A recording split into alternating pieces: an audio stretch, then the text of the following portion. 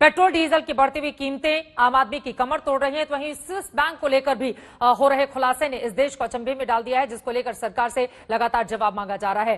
सीधे जफर इस्लाम साहब आपके पास आते हुए उसके बाद बाकी मेहमानों के पास जाऊंगी। देखिए, जरा इतिहास में झांक कर देखने की जरूरत है। 2013 की अगर मैं बात करूं तो अंतर्राष्ट्रीय बाजार में कच्चे तेल की कीमत $101 प्रति बैरल थी। उस समय तकरीबन दिल्ली में 63 रुपए प्रति लीटर के हिसाब से पेट्रोल मिलता था। आज उससे 42% अंतर्राष्ट्रीय बाजार में कच्चे तेल के दाम कम है और आज राजधानी दिल्ली में 96 रुपए को पेट्रोल पार कर चुका है। अब जनता तो पूछेगी ना कि यह हाल क्यों है। बड़े अफसोस के साथ कहना पड़ रहा है कि आपने अधूरी जानकारी दी चित्रा जी। आप ये भी बताना चाहिए जब इतिहास, ठीक है, हाँ, अब जब आप इतिहास को देख रहे हैं तो क्या इतिहास में कभी इतना राशन इस तरह से जो है जन कल्याणकारी योजनाएं दी गई थी, या आत्मनिर्भर पैकेज के अंदर जो कल्याणकारी जो स्कीम जो दी गई, इसमें 1,70,000 करोड़, फिर दोबारा जो राशन घर तक पहुंचाने का, फिर तीसरी बार राशन घर तक पहुंचाने का, उसके साथ इतने अलग अलग स्कीम के अंतर्गत पैसा देने का और सपोर्ट करने का, परिवारों को सपोर्ट करने का, कभी भी 100 साल के इतिहास में तो नहीं दिखा सकती। दूसरी बात बताना चाहता हूँ, क्या आपको ये बताना चाहता हूँ कि देखिए, आप बार बार जो स्विस बैंक में अमाउंट के बारे में बात कर रही है, इतनी रकम है। अरे भाई, किसने कहा है कि काली रकम है? आप ही कुछ भी अनाउंस कर दीजिए। आपको मैं ये बताना चाहता हूँ कि देखिए, स्विट्जरलैंड मशहूर है जो ग्लोबल वेल्थ मैनेजमेंट प्रैक्टिस के लिए।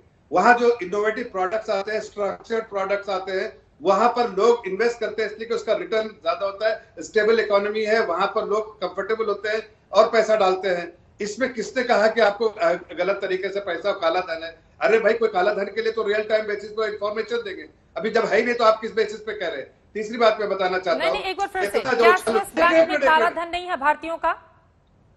देखिए, जो आप कह रही कि अभी बढ़ गया 2016 में के बाद जो हमने जो एग्रीमेंट किया है स्विट्जरलैंड के साथ, कोई भी काला धन जिसके सोर्स गलत हो नहीं है वो और जेन्युइन सोर्स नहीं है, उसकी जानकारी वो फौरन देंगे सरकार को। जाहिर है कि वो नहीं है सोर्स। एक मिनट, एक लास्ट बात कर दीजिए। बोलिए।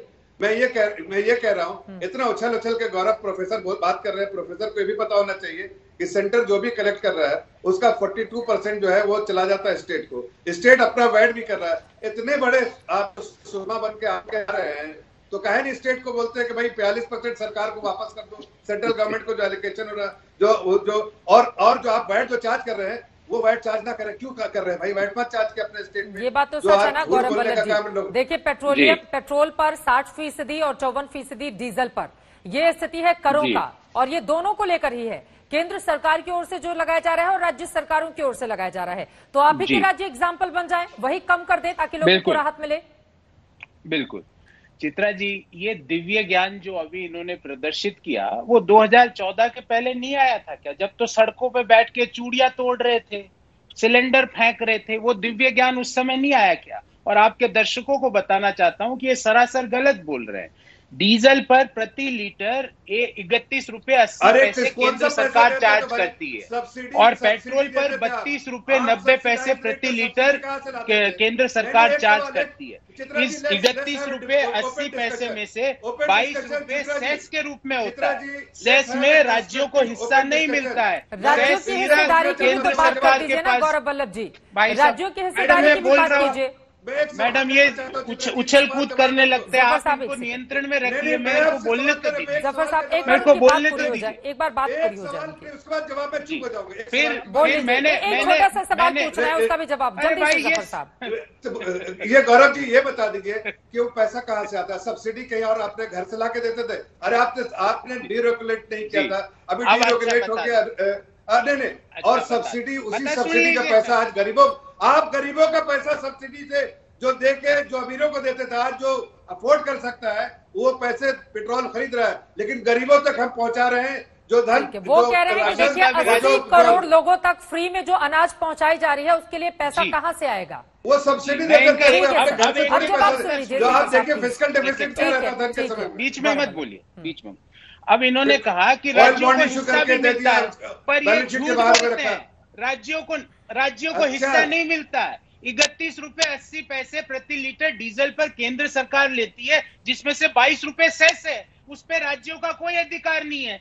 32 रुपए 90 पैसे प्रति लीटर पेट्रोल पर केंद्र सरकार लेती है, उसमें से 20 रुपए 50 पैसे सेस है। उसमें केंद्र सरकार को कुछ नहीं मिलता। और ये कह ले 100 सालों का इतिहास, हाँ 100 सालों में ऐसा कभी नहीं हुआ कि 200 रुपए प्रति लीटर सरसों तेल हुआ। 100 सालों में ऐसा कभी नहीं हुआ कि एक साल में 300 रुपए, 250 रुपए तेल बेचा, प्याज बेचा 400 रुपए, पिछले 4 महीनों में प्याज बेचा, 30 बार पेट्रोल और डीजल की कीमतें बढ़ गई। 100 सालों में ऐसा कभी नहीं हुआ कि जब चुनाव आते हैं खत्म हो जाती है। 100 सालों में ऐसा नहीं हुआ। डायनेमिक प्राइसिंग, ये डायनेमिक प्राइसिंग का समय है। आप प्रोफेसर का बुद्धि खत्म हो गया, इतने मूर्ख आदमी हैं, आपको प्रोफेसर कहने में भी हमको शर्म आता है।